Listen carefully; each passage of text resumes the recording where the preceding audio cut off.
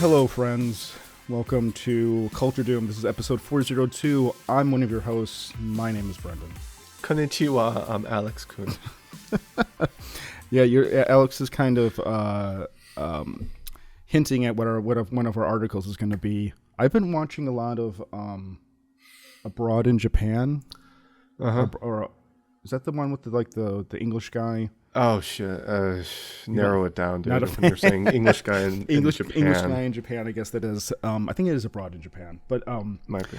But this is my last day of vacation, which is a mildly melancholy feeling every time, and I'm going to do it again in 2 weeks. Yeah, when I have my next vacation. Yeah, it is weird the way that Thanksgiving and Christmas are this year, because there's almost like a full week of November after Thanksgiving. Yeah, because of the way it's always like the fourth Thursday is Thanksgiving, and then I guess the way that Christmas falls or something like that. My vacation time was very end of the year loaded because of not being allowed to take time during the summer in particular. So I had all these days, and so I usually take 2 weeks off for Christmas and New Year's because I always just liked, it's the end of the year and it's a nice way to kind of wind down. Mm-hmm. This time around, I really did not need 2 weeks off for Thanksgiving. So it's 2 weeks off for Thanksgiving, 2 weeks in December, and then I'm off again for the end of the year. And it's just like, it's a weird breakdown of vacation time. It's kind of funny because like if you have a lot of vacation, you can use it. Mm-hmm. I feel like a lot of people kind of just use that around Christmas time, which I kind of do. So it's almost like I've kind of turned Christmas into like Hanukkah. So it's just like 40 days of celebration. Is it 40 days? I thought it was like 8 nights. Oh, is it 8? Yeah, I'm an idiot. You're right. Because I think it celebrates, the menorah celebrates how many days that the Maccabees had of oil or something like that. I combined Lent with Hanukkah. Because I was thinking Noah's Ark. I don't know, maybe my religious 40 days. Is it 40 days? I think it was. Lent's not 40 days? I never really keep track of Lent. Hold on. Let's just see how lapsed. Let me see Lent how is lapsed Catholic you are. Yeah, how lapsed of a Catholic I am. We should ask Nicholas because he's the most up to date with this stuff right now. Because I always equate Lent as being like New Year's. Yeah, Lent is 40 days and 40 nights. Okay. I was combining. This is where this is all heading. I was combining Lent 40 days and 40 nights with 8 Crazy Nights, song Adam Sandler's not TV show, but his like animated film, I believe, was 8 Crazy Nights. That's where this was going. Was that I had combined these things. Happy Hanukkah. Polar opposite holidays, incidentally, right? But still. Well, I was going back to you being on vacation. If people notice, I have better lighting. We both have better lighting on ourselves. We've made investments. Because we to Logitech take our money, please. But like 24 hours ago, I kind of feel like you were wearing something similar to what you're wearing right now. Well, I didn't leave. So you slept in that? No. But I didn't. I didn't go anywhere. I just sat around my apartment in these clothes, exactly. And I'm not gonna put on new clothes. And also, the audience didn't know that until you pointed out to them that I was in the same. Well, they do now. Yes. Well, here's the difference. So I pointed it out to Brendan, thinking, "Oh, he looks very presentable. He's like going out for a nice meal, maybe drinks afterwards, or he just hasn't changed from work." And he's like, "No, that's just the way I roll and stuff. It's like I don't come home and I don't get on like PJs and stuff because like me, I'm wearing like." Alex, save it for after the show. I've got these pants. You are.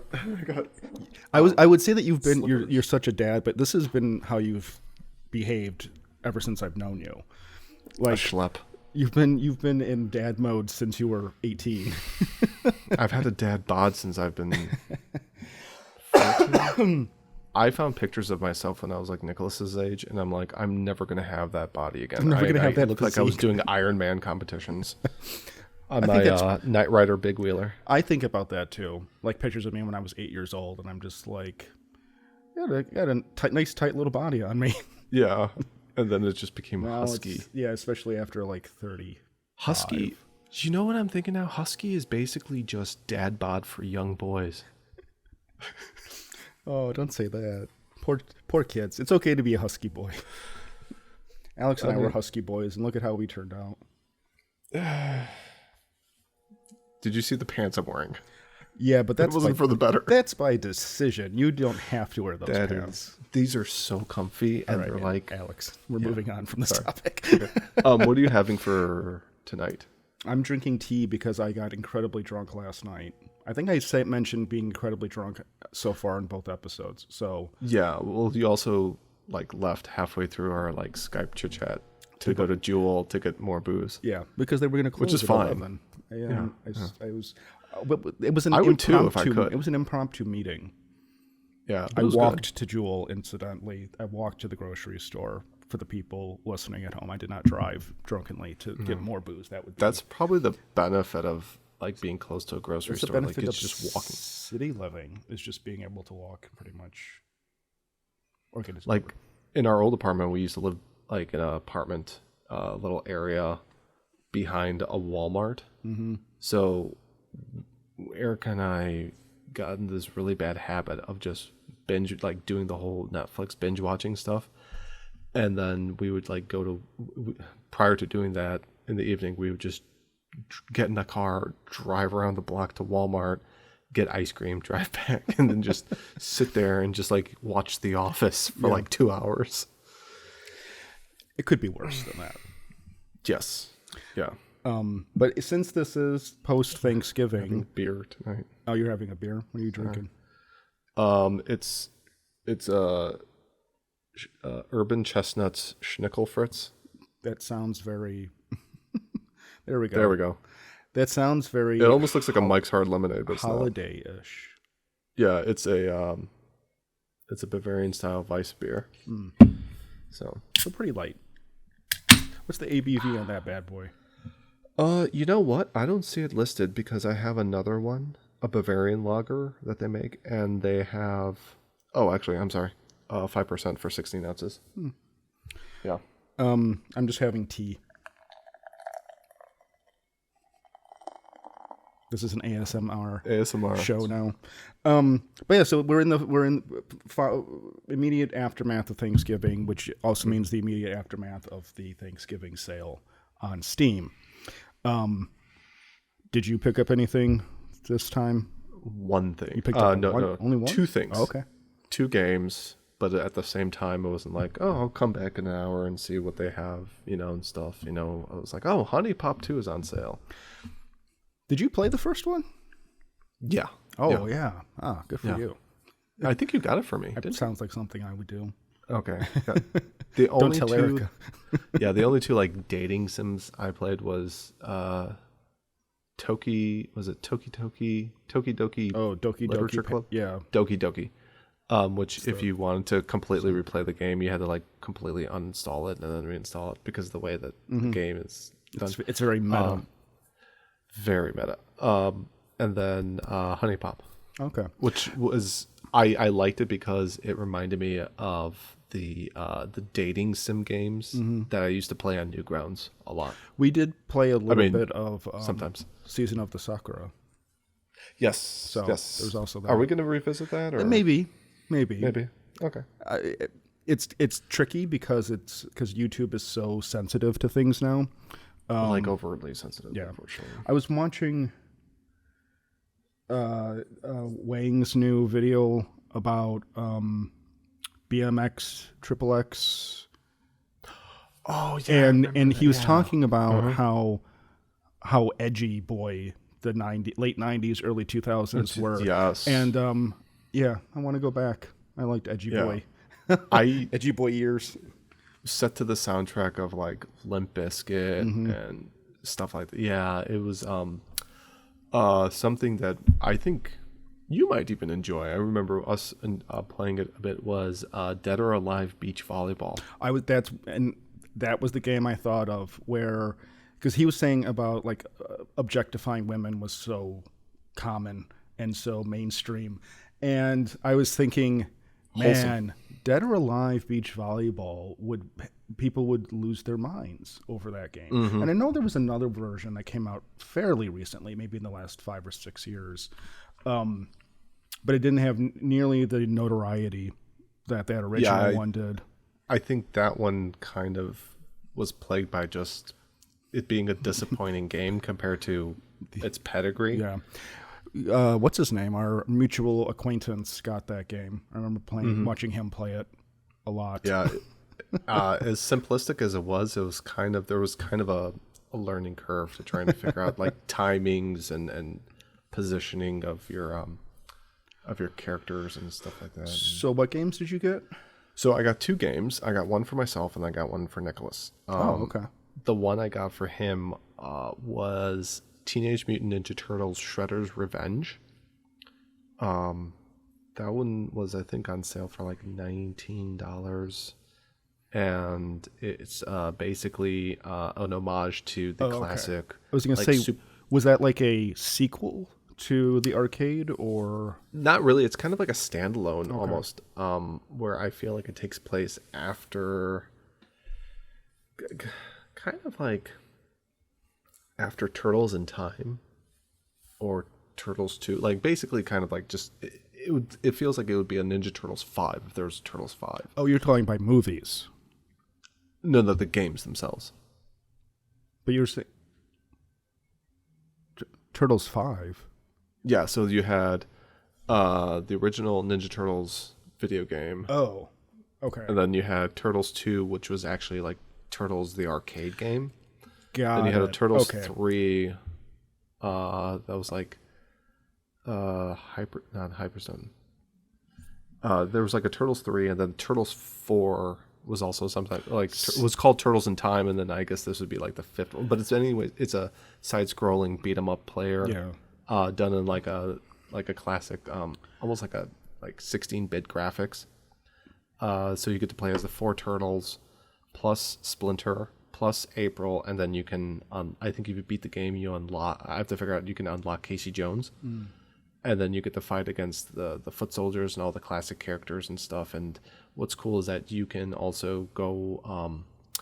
The overworld map is very similar to like the overworld map from the first Ninja Turtles NES game. So it's something that he enjoys. There's like it's all the classic like 1980s Turtles too. It's not like the more recent ones and stuff like that. So he just really enjoys it, and he wants to play Leonardo all the time, or Leo Minardo as he calls him. Leo Minardo. Leo Minardo. So it's cute watching him like play that and stuff. Did Zachary ever dress up? He didn't want to. Got it. Okay. Yeah, Erica tried putting the shell on him. He was like, mm-mm. And we're like, okay. And then Nicholas put it on. He had it for the school party. Right. He wore it for trick-or-treating until he got tired of it. And then I had to carry back this child-sized shell on my shoulder. And then for the Halloween, like the friend's party, he wore it for I don't think he wanted to put it on. He just like wore like his shirt. Like Nobody was dressed up. So, and then after that, the other game I got was Red Dead Redemption 2, finally, because it was on sale for $20. That's the only reason I got it. Mm-hmm. And getting it, I was kind of hemming and hawing because they, system requirements, I'm fine with, no problem. But then there's a thing on the side that says, you have to do the Rockstar third-party junk like that, because I have to do that with like Activision Blizzard games like on Steam. I have to do that with Ubisoft games, where you have to have like a verification launcher thing along with Steam. The Rockstar one, it's fine. I don't have any issues with it. But the biggest thing was that it was like 119 gigs download, and I'm like screw this. See you later. Yeah, that was honestly on PC. I mean, I'm fine with like storage space, but still, it's like when you're starting to get 60 to 70 gigs, you're just like, it's a good big size game. But then when you're past that 100, you're like, and that was the biggest thing that was kind of setting me off. But then when I saw it was on sale for $20, I'm like, I have to get it at this point, So yeah, I think I've got about 10 hours in it. Oh wow! I've done some missions, some just riding around.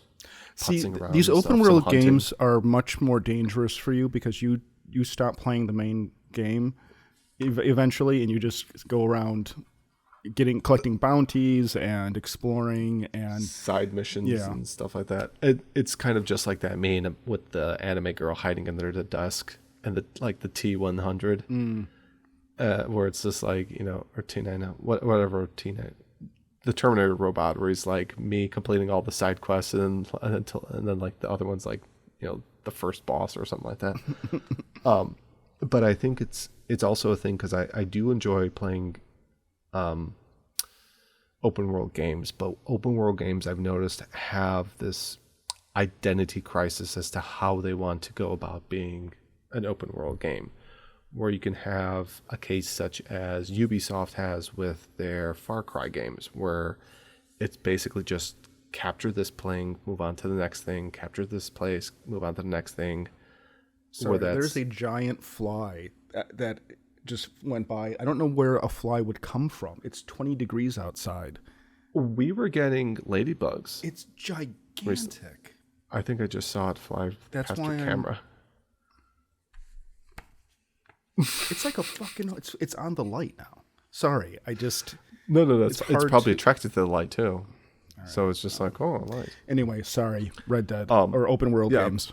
Yeah, and then I've been playing like Assassin's Creed, like Origins and Odyssey, and they have a lot of type of open worldiness with where you can go to this place, do this mission, stuff like that.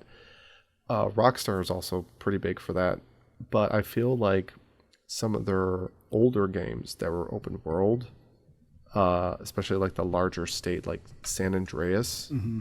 I feel like it had more stuff to do outside of the cities than GTA 5 did. I was very disappointed with how they handled the full scope of it.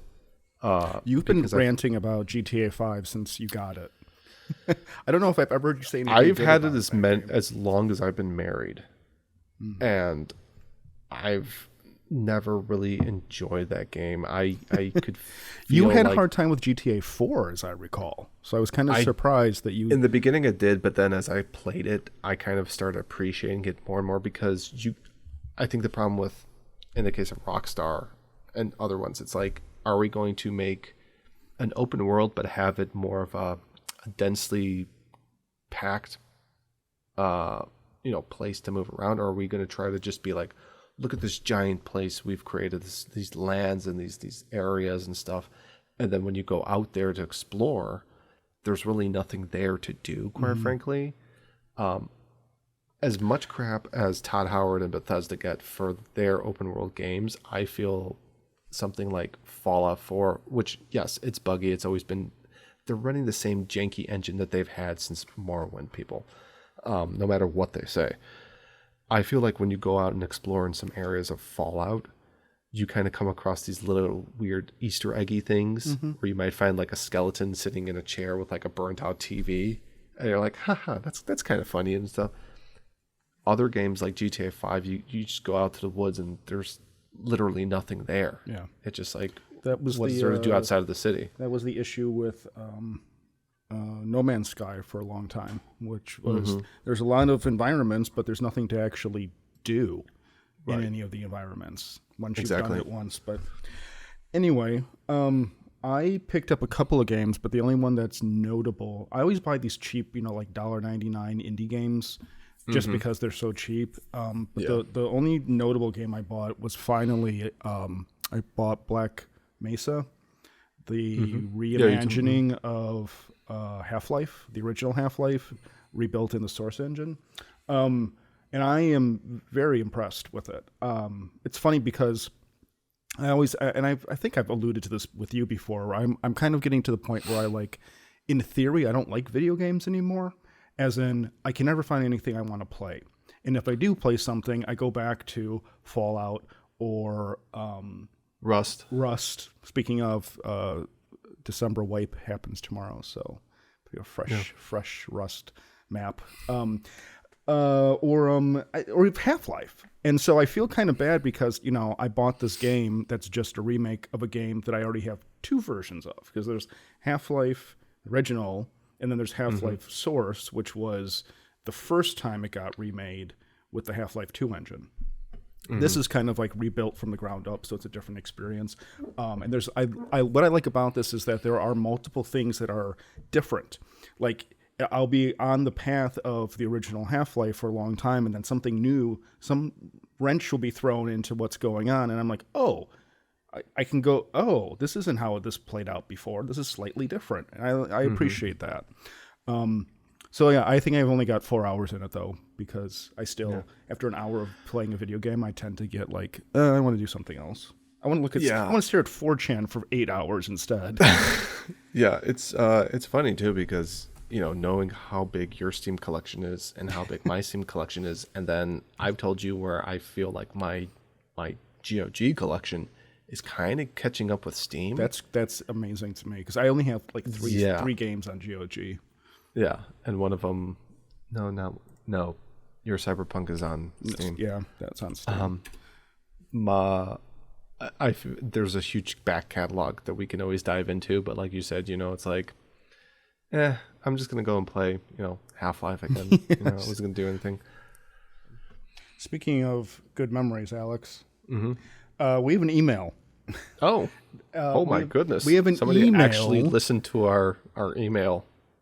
I was gonna say, Alex has been begging for email for years.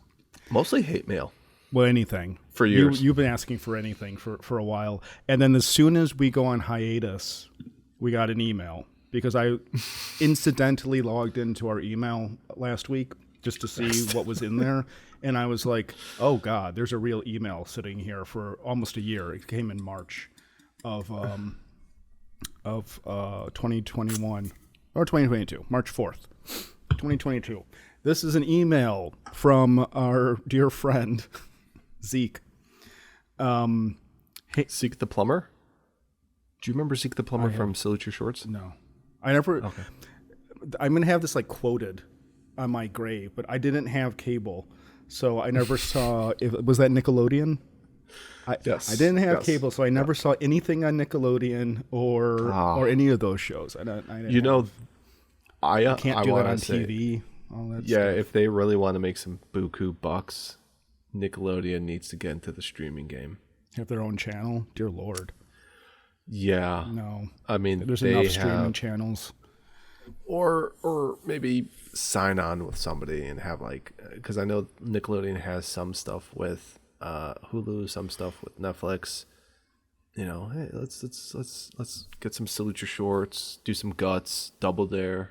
The problem though is the issue with getting contracts, streaming rights, royalties. So it's Nickelodeon's the company that had they got into trouble because of their pedophile employee. It's is that I was trying to remember if that was the same company. Yep. Cool. And then Disney hired them. Dan Snyder. It's like they fired somebody for being a pedophile. He molested somebody on set. He went to jail for 6 years or 6 months, maybe something like that. And then Disney hired the guy. Just saying, all these companies are garbage. But anyway, so no, I don't know if Zeke the plumber. Okay. I know Zeke the listener, who says, "Hey, Culture Doom duo, I just finished watching Licorice Pizza." That's how old this email is. And I'm still trying to figure out what I think of the movie. Philip Seymour Hoffman's son is great, and his character sort of reminds me of L. Ron Hubbard character in The Master. He's very self-assured, charismatic, and always open to start a new venture with his followers. But I don't know if I like the film or not. The movie feels like a cross between Punch Drunk Love and The Master. What are your opinions? Alex, have you seen Licorice Pizza? No, I think it's on Prime though right now. I do believe it is. It's funny that this email came. Well, I saw this email just the other day because I saw a Cassavetes movie, at the Music Box on Monday called Love Streams. And as I was watching the movie, I was thinking to myself, man, if people had a problem with Licorice Pizza being very kind of aimless and vignette-y it's like little moments in these people's lives, but there's no real overarching story to any of it, then they would go nuts watching this Cassavetes film, because that movie was like, I liked it just fine, but I almost was thinking to myself, I can't dislike this movie and defend Licorice Pizza for being, but Licorice Pizza, I think people expected more of a stronger plot going through it, but there isn't at all. It's very vignette-y. So there's like this loose thread between each scene, I guess. It's almost like unrelated, like TV episodes. It's like it's episodic moments. So, but then 30 minutes is spent to this one thing. Like he gets into selling waterbeds. The character, Philip Seymour Hoffman's son. It's his actual son? It's his actual son, yeah. Oh, okay. The other part of this movie, Licorice Pizza, is that it's kind of like a friends working together project. They shot it during COVID, and it's a lot of people who were in like friendships and relationships that Paul Thomas Anderson had, and that those are the people working on the film. You know what I mean? It's sort of like a big budget college movie, effectively. But it's I liked it quite a bit, especially once you get over it not having like There Will Be Blood plot, or even The Master, which itself is kind of episodic. But it's not like a normal Paul Thomas Anderson. Very plot forward. Especially in his older years, though, I guess he's gotten much more character focused and much less interested in traditional plots. So, okay. I'd be curious if Zeke has revisited this film since he saw it originally. I know, because Alex, you asked me about this movie not that long ago. I mostly asked you about it because the title. Oh, yeah. The title is just a reference to records. It's the name of a record store in LA in the 70s. Oh, okay. So, okay. It is not a great title for a movie, I don't think. It's very it's very hard to like figure out what the name, just kind of like what the plot is or something. It's a little off-putting too. Licorice Pizza, like meh, doesn't. I honestly feel like it's one of those. It sounds like one of those terrible direct-to-video type of romance films. So, would you consider this to be like a slice of life film? Yeah. I don't know. Do we use that term outside of manga? Yeah, I only use it in slice of life. I only use it in the anime context, but it applies. Okay. K-On! Is more plot centric though, because they've got those whole arcs with the band and going to camp and all that stuff. So I think this Licorice Pizza is very just like things that happened.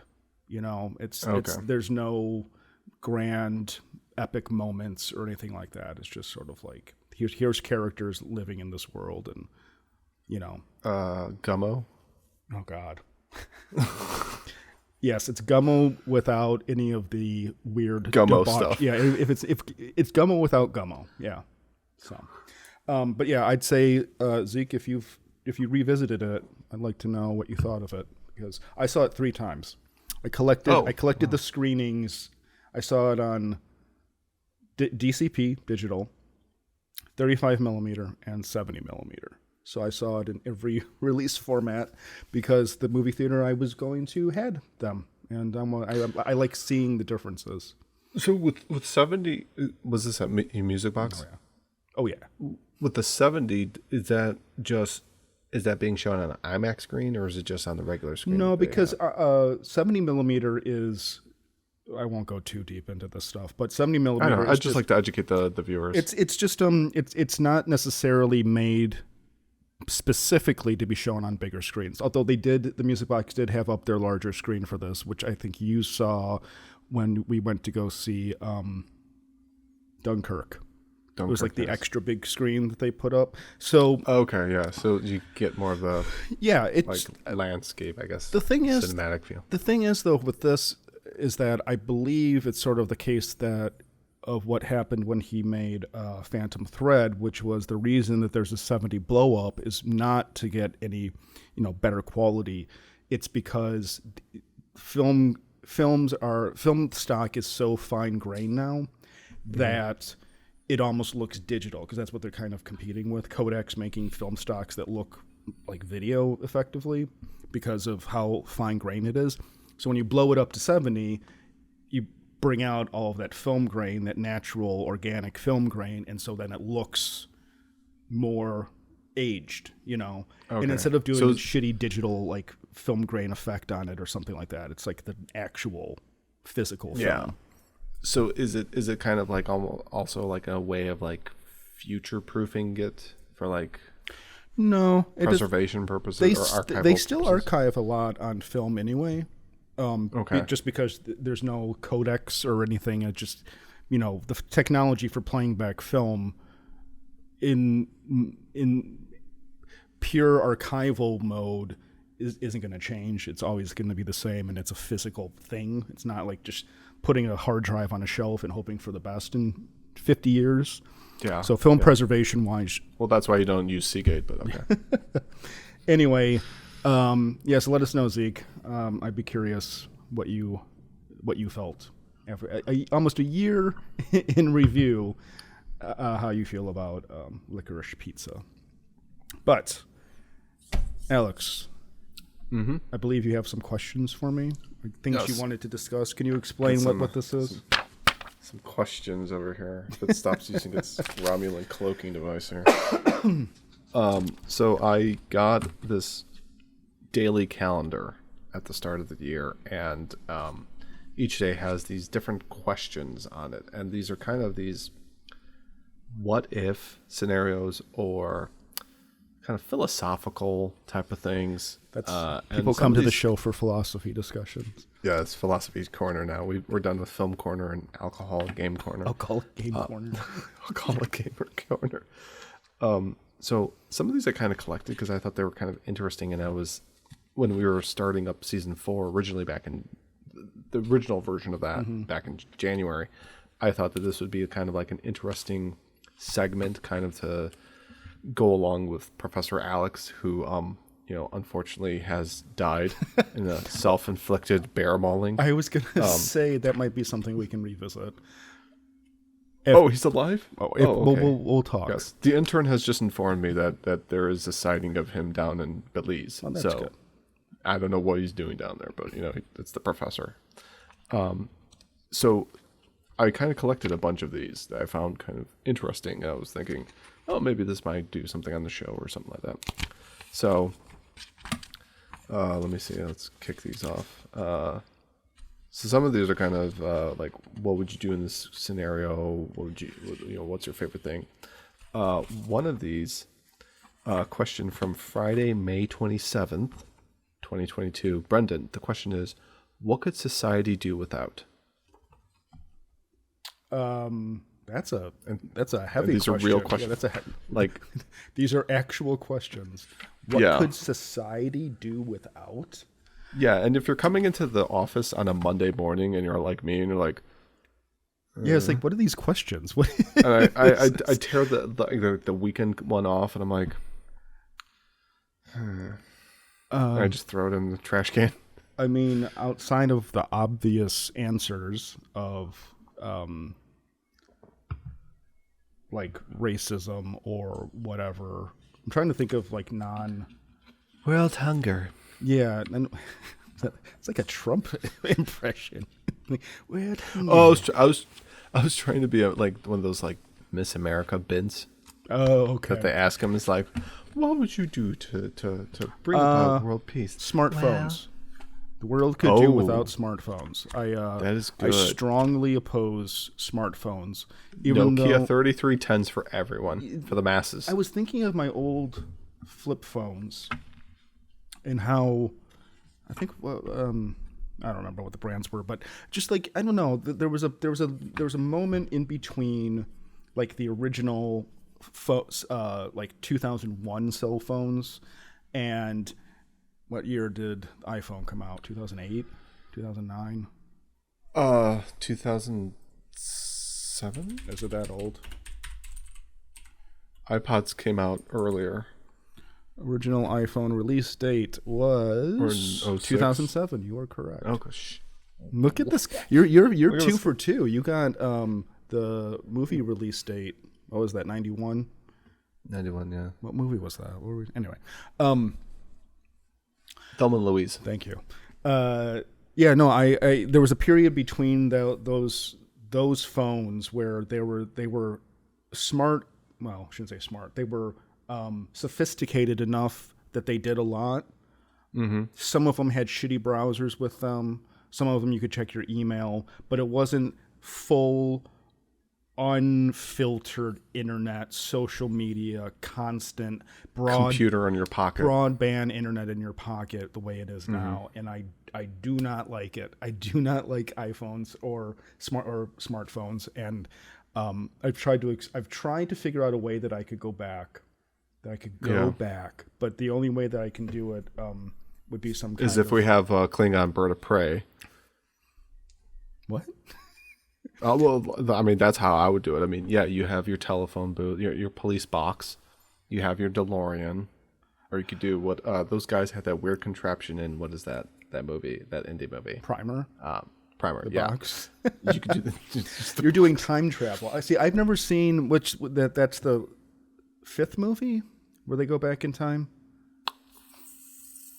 4th. Is it the 4th? Okay, I've never seen it. Yeah, that's the one with the whales. Which actually 2, 3, and 4 are kind of their own mini story arc within the films. Good. But they did do it, I believe, in the original series because they had like that portal that they went back in time and stuff like that. Back to smartphones. So, but yeah, I agree with you. There was like that 2000s period where they had. Do you remember how like retro future, like modern retro future was this new thing that like the genre? I feel like a lot of phones were kind of designed around that, where a lot of the European models particularly had these kind of very ethereal looking designs and stuff like that. Like think of like the Razor, the classic Razor, which I never actually had, but I knew one person that had that and looked awesome as all heck, and I kind of wanted it, and I didn't have that. I just had like a regular Motorola like brick phone, not like the classic brick phone, but like the solid one. And then like the little nubby antenna, and then after that one, I went to the I had another phone that was just kind of like rectangular, but then you could flip it open and you had like a full texting keyboard, and I thought that was really cool. And I had like a very simplistic browser. For a long time, I was very I had this one. Okay. But that one. Yeah, that's, that one. I think that gray one, if you move your mouse down and then to the left. This one. That one. I had that one. Yeah. That was my first cell phone, and I could play Falling Letters or something like that. I had a phone like this too. Or I think I had this phone maybe, or very similar. Similar thing like that. I remember like some of those in the early days. It was almost like a Apple IIe, and that it was, or like a Game Boy, where it was black. It was monochrome with like a green screen and like backlit, but it wasn't. Yes, it wasn't. Yes, I think the most sophisticated LCD game. Screen. Yeah, it was the LCD, and you could play like Snake on it. Snake, yes. So I mean, I'm not saying going all the way back to this stuff, but there was a period where it was much better. Yeah, Blackberries and Palm Pilots were kind of almost the precursor to a smartphone. Because isn't there like an image where Bill Gates? I think that's the kind of joke where like Microsoft and Bill Gates were showing off like a precursor to a smartphone and a precursor to a tablet, like a year or two prior to Apple coming out with those products or something like that. But yeah, that was a very interesting time period. I also really wanted that the cell phone from the Matrix, that you would just press the button and it would like slide open. I thought they tried bring that back for the Matrix 4, but try to do a smartphone version of it. I think. Yeah, and I think the biggest problem with the original one, I believe, was that the spring tension was far too tense. So when after a period of time, the safety stop that would keep the phone from like shooting off the cover would eventually just like break off, and you'd just be shooting people with the cover to your phone. So, But at the time, it looked great. what do you think society doesn't need? Speed limits. Interesting. Okay. Yep. That's just speed limits? Yep. Do you care to expand on this? No. No. Okay. No speed limits in Alex's new society. Here's another question. What book? Really? You're not going to expand on that at all? Okay. No. It's a very libertarian answer. This is from the weekend of March 5th and 6th, 2022. Brendan, the question is, what book has had the greatest influence on your life? I have two answers to this. One is the obvious answer because if having gone to Catholic school for 12 years, it's hard to not say that the Catholic Bible hasn't been a major influence in my life, considering so much of my life was informed by it in one way or another. I would argue, though, that it not using the Bible, everything besides the Bible, and don't misunderstand me, I'm using that, talking about the Bible in a very like academic sense. But in terms of not the Bible, probably the book Whatever Happened to Justice by Richard Mayberry. And if you look him up, you'll probably think that I'm some kind of crazy person, and you might be right, but it's just a book that informed a lot of how I view politics. I read it in high school. It was very eye-opening. Another Catholic school? Yes, another Catholic school. But I didn't read it because of school. I read it on my own. It's basically just a philosophy of a political philosophy that I discovered outside of the usual suspects. It's not libertarian, it's not Republican, it's not Democrat. It's a whole other way of looking at things, and it, I'm not dogmatic about it, but it definitely informed how I think about things a lot. So he was a very interesting writer. I don't even know if he's still alive, but it's very independent-minded, focused. So I connected to it. How about you, Alex Senpai? I have two books also. My first book is Frank Herbert's Dune, which much in more current year thoughtful. in current year it's become more of a kind of like the go-to meme philosophical science fiction book. But unlike other people who read it and think it's the greatest thing ever because of a Denis Villeneuve movie, I kind of side. I heard grumpy. Chalamet is not a good actor, people. It's basically just dime store pulp fiction, and I can admit to that because it kind of is, and because of that, it has this endearing quality of trying to be more than what it actually is, and that's kind of what makes an interesting way of looking at the book once you finally kind of come to that realization. But this had an influence in your life? It did have an influence in my life because I used it also as a topic for a paper in high school. Catholic high school. Senior year. Was this in a theology class? Yeah. I did on the road, Kerouac. Oh, wow. Some heavy subject matter there. But it's just basically about enjoying about, the story of the hero's journey, but the expectations of the hero in the book being far beyond the actual capabilities of the hero, which he kind of already has latently with his genetic birthing and training and expectations and his studies, and then basically kind of right along, in a sense, like being up to speed to do a lot of that stuff. And then, reading later books after the original Dune, finding out that he kind of was a whole big, it just like came to nothing because everything got crummy and stuff like that, especially with the son and such. So also creating just like an interesting world within it and such. I just like the book. Kind of trailed off a bit at the end there. Yeah. Book number 2. And then the second book is Green Eggs and Ham by Dr. Seuss. Interesting. Which is kind of the easiest. It's a very easy way to explain to somebody, the old adage that you won't know if you'll like something unless you try it.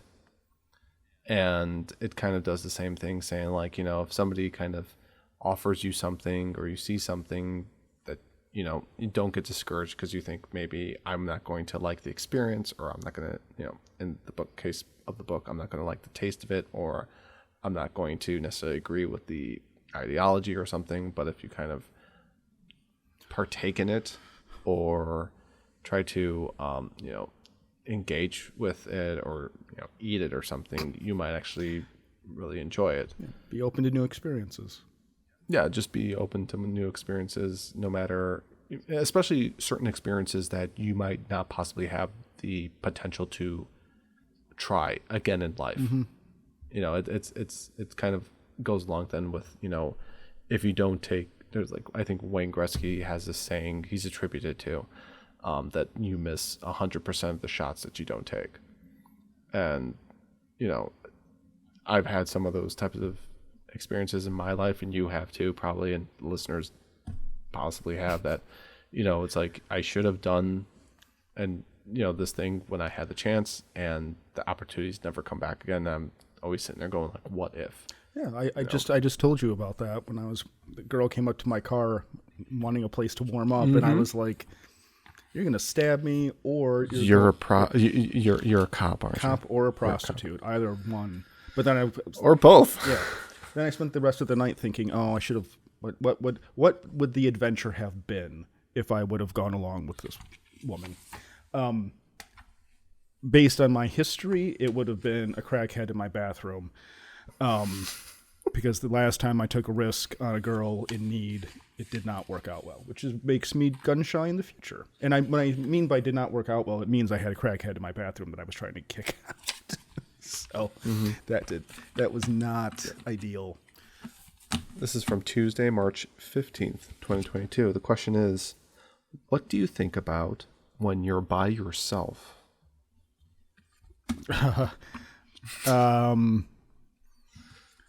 What do I think about when I'm by myself? Mm-hmm. Well, I've spent a lot of time by myself, so I don't know. I guess I think about. Okay, here's what again. Here's what one thing I do when I'm always by myself and I have time to think about stuff. What do you think about when you're mowing your mom's lawn? Because you probably have something going on instead of just like do a line, turn, do another line, turn, do another line. I see. I don't know that I really think about anything like that. When I'm alone, I usually am just thinking about what needs to be done that day or how I'm going to fill my time. Case in point, this vacation where I spent, aside from going to pick up booze, I haven't left my apartment in like 5 days. And so it really just turns into how do I fill the time? I don't know. What do you think? It kind of sounds like you're stuck on the Enterprise. Yeah, I mean, although you can get alcohol in like was it the Federation, which they don't have alcohol. Synthahol? God, Synthahol. That sounds like South Korea in space. So the hyper war. Well, what do you think about when you're alone? You're never alone. That's the problem. I think about being alone. I was gonna say when I'm alone, I think about how I can stop being alone. Really, it's like, am I gonna go out and go to a bar, go to a movie? You know, that's what on a normal weekend. Yeah, it's like place where people are. Where figure out how to fill my day and not be soul crushingly lonely all the time. You can fill your stomach with delicious alcohol. Well, that's what I do. Yes, that's what ends up happening. Mm-hmm. So what do you think about? You think about how you can be alone? Just like a nice quiet house. I think what I tend to mostly do is kind of think about things that need to be done in my life for my family, and that's kind of the opposite view, where it's like, you know, you have all this stuff that you can think about, and you know, the sky's the limit. But then I'm like, whenever I have time to do it, it's like it's all focused into just like, all right, Zachary needs to do this. I got to do this for Nicholas, and this other thing for him, and then Erica needs to do this. So then she's not going to be able to do this. So I'm going to have to pick up slack. So it's like mostly like just planning out what my chores or errands are going to be. That's what I mean by I'm figuring out how am I supposed to fill these days? What am I doing? I'm thinking about, maybe I'll get on with Alex tonight. I'm thinking about, I need to finish. I really need to edit that show. I need to do this. I need to do that. Yeah. You know, I try to think also like after I'm done with all that, what night do I want to stay up for a while so I can have some personal me time, like just hopping online, you know, posting on 4chan, playing Red Dead, talking to you, you know, and then being like, okay, well, she's waking up at this time. These are the days she works out early. So I'm like, I can't stay up those nights because I need rest. Right. And stuff, you know, and then being like, okay, I need to get up. Like, a terrible thing happened today. I went to work. I drove my car from where I live to work. That's how that works. Without my wallet and without my phone. Oh, wow.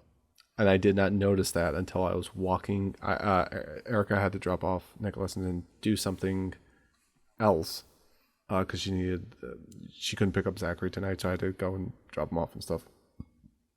And then I was like walking through a building with her because we met up. And then I was like, oh no, I don't have my wallet. I don't have my phone. And she's like, are you going to be okay in the office? I'm like, no, because I need my phone because we use 2-factor authentication because the password's not good enough anymore.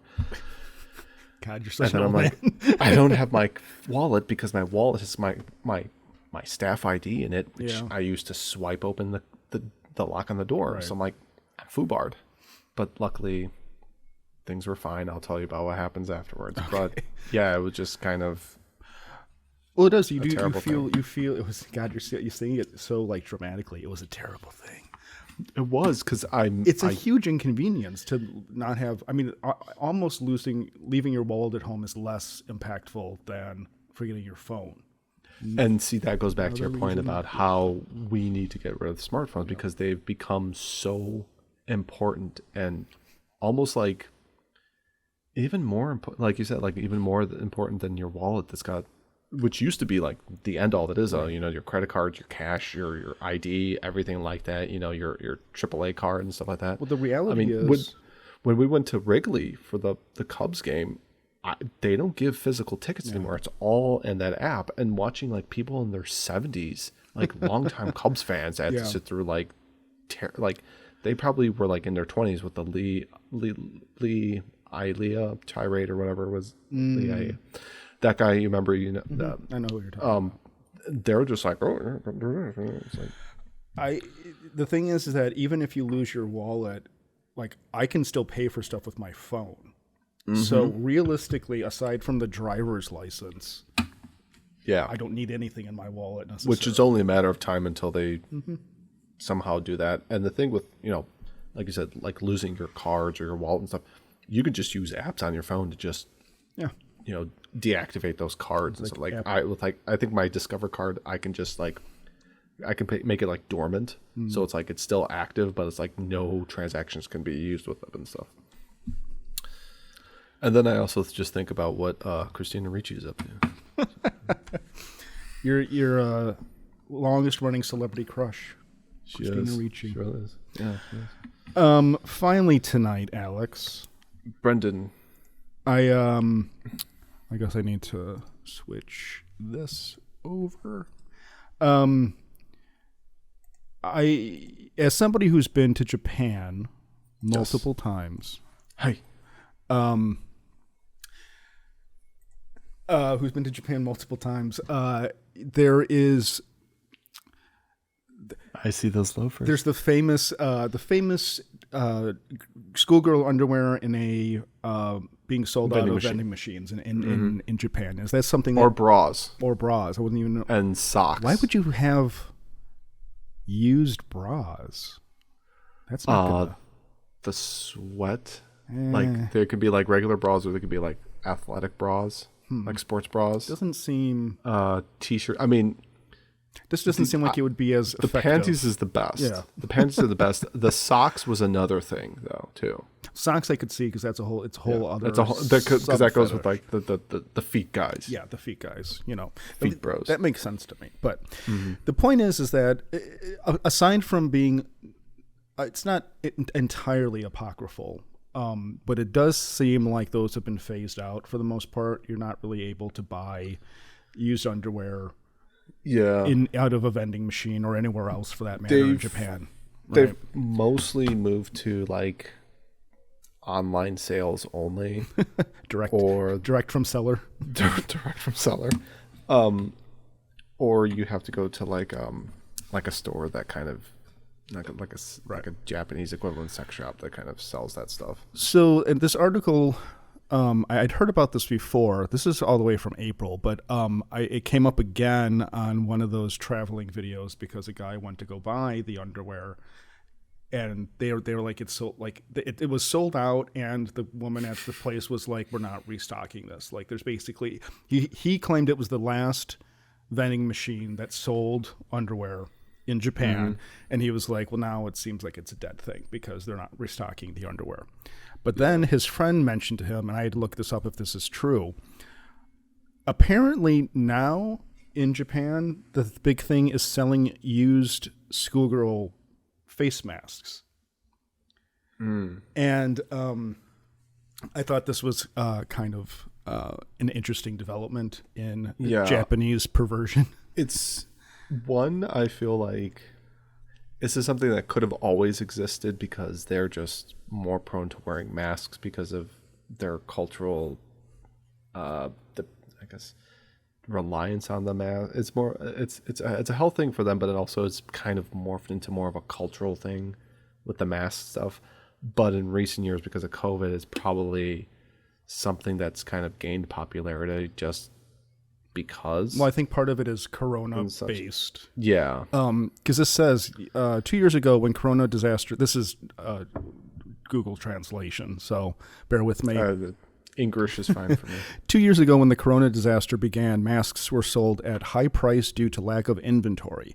Now that prices have stabilized, high price masks are being bought and sold online for, quote, other reasons.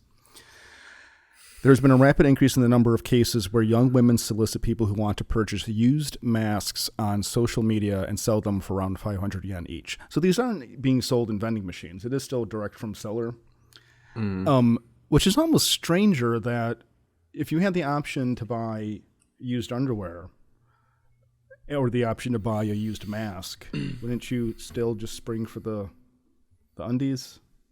I don't know. Maybe it's just me. If they're being offered. Oh, so do you think that because I think more young girls are open to selling their used face masks? Yeah, I think because with face masks, a lot of those you can basically buy a whole bunch of those for like kind of like a package of like we wear like boxers and stuff like that. But with panties, especially if it's like high school age girls, and it's like their mom is buying them for them, and their mom's like, "What's happening to all your underwear? Because you keep asking me to buy more and more underwear." But with masks, they're just like, "Oh, okay." Places give them away for free, and you can buy 100 for the same price. You can buy like a 5-pack of underwear. It's funny you mention that because this does mention that some women are even selling their children's masks on. That's A 34-year-old full-time housewife who sells her daughter's. As a housewife in my 30s, my masks hardly sell, but my daughter's masks get a lot of attention. Yeah, I think also because in there it said like 500 yen. I think the price point is right there where you can move a lot more units at that price, and you could probably move undies, which you'd be charging at least like 2,000 yen, maybe 10,000. No, not 10,000, 2,000 or 1,000 yen, or $20. 20 US dollars and $5 US for the mask. Yeah. I wonder what the margin is then. If you buy a mask, if you can get like 100 or 50 or 100 pack of masks for like $5, between $5 to $10 the most, depending upon what level of mask it is and stuff like that, and then you're charging 500 yen for them. Yeah, it's a pretty good return investment if they're all sold out and stuff. I mean, if you sell like one or two of them, it's already fully paid for itself. I do think it's creepy that this woman is selling her daughter's masks. Yeah, it depends on how old the kid is, though. Because if it's like a 16 or 17-year-old, like I can understand, but no, some women. The whole fact of the matter, she's doing it is kind of weird. But some women sell their children's used masks. Ms. B, 34, a full-time housewife who actually sells masks for her daughter in the lower grades of elementary school, talks about it. I put up the hashtag JS. Oh man. See, there's no actual proof though. That's true. That it's actually like a kid's wearing it. Of any I haven't told my daughter. In the mind of the buyer that it's. I haven't told my daughter, but I have my husband's permission. It's pretty creepy. Somebody owes money to Yakuza. Gakuda. What's that? The Gakuda. Is that the? So remember when there was like these like anti-Yakuza laws that got passed back in, I think it was like the 90s or early 2000s. So there was a series of laws that was passed by the National Diet, which cracked down on a lot of Yakuza activities, and the Yakuza basically had to really go underground, what they would consider underground or invisible compared to what they used to be. Where they can't really be like out in public, they can't really be seen in groups and stuff like that. It's a lot of activities that they used to be partaking in got overnight. Gave more power to the cops to be able to pursue them and prosecute and stuff like that. So because of this, a lot of their influence and business dealings and sources of income went away. So they basically had to downsize in a sense. The power vacuum budget that it cuts in the Yakuza land. Yeah. So the power vacuum that this caused ended up having a lot of smaller time kind of organized street crime take place. And one of these is like this group called the Gakuda, which tend to be like our equivalent of our street gangs, basically. They took over this area with like a lot of the like small time money laundering, scam artistry, protection money, extortion from businesses. A big thing that they run there is the type of scam where they offer this guy like, oh yeah, they have got somebody giving out leaflets saying, oh, if you come to this bar, we have these really low price for just like cover charge, and then drinks are this. So the guy goes in there, buys a bunch of drinks, and then he finds out, oh, each of these drinks was like $30 a pop, even though all I'm buying is just a beer. And then they're basically saying like, hey, you got to pay this money, we're going to threaten you, we're going to kill you, blah blah blah blah. And then they try to get the cops involved, and the cops are like, we're not dealing with this because this is some small time garbage we don't have to worry about. It's like just pay your bill and just leave. And right. And it's like, no, this is extortion. They're like, well, you didn't read. And basically, they're the verbiage on those leaflets is never really obvious or really, because obviously, nobody reads the quote unquote fine print. So that's kind of how they do a lot of that stuff. Just really quick in this article, they do mention that the act of buying or selling underwear worn by minors is punishable under blah blah blah, but masks are still exempt because nobody thought about it. It was like, why would anyone do this? Yeah, like I said, like this is something like mask wearing has been around for decades in Japan and stuff like that, and I guess the more novelty of it now, that is because of COVID. So now they're kind of like, well, all the other things aren't selling. Maybe we can move into this market. This whole other market. There's a giant island of it floating in the middle of the ocean. Of masks. Yeah. I know there's the one about the big thing of like just plastic that's floating around, but they're saying that like the amount of masks out there in the ocean is just like dwarfs that other thing. This one is this is an example of one, and they were saying that they want the women to wear a bunch of makeup, or the girls, so that that's like proof that somebody was wearing it. Body wash, body spray. So there's your product. So you could have like a 40-year-old man sitting in like his apartment, just like spritzing this stuff with like JLo's body perfume. You can put Erica to work. Start wearing. Poor Erica. Poor Erica. So anyway, well, that's creepy and unfortunate, but frankly, the high school girl underwear in a vending machine is less creepy than the 34-year-old mother who's selling her elementary school age daughter's masks. Yeah. It makes the vending machine underwear seem almost dignified and Masterpiece Theater like. Well, you know what it is. It's sort of like when it came down to prohibition in the United States, where you put it behind closed doors, you hide it and make it illegal, and now suddenly people are doing weird, creepy shit instead. Whereas before, you just had some guy sitting in a basement with some kind of spraying a bunch of underwear and sticking them into vending machines, and then all the pervy Japanese men were just like, ooh, high school girl. It's like, I need to find a capsule hotel really quick. So anyway, there is actually, since you brought this up, I recall in Yakuza 0, there is a side story mission where a girl is selling her underwear that you have to, I think it was like you're trying to like have her like stop the whole thing because she was like attracting unwanted attention from like creepy old men.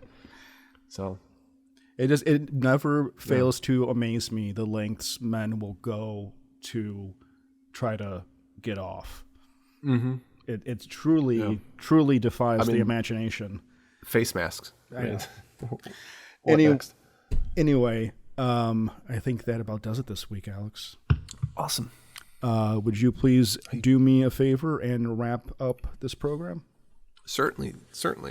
Thank you very much, everybody, for watching or listening, tuning in on your regularly scheduled programming.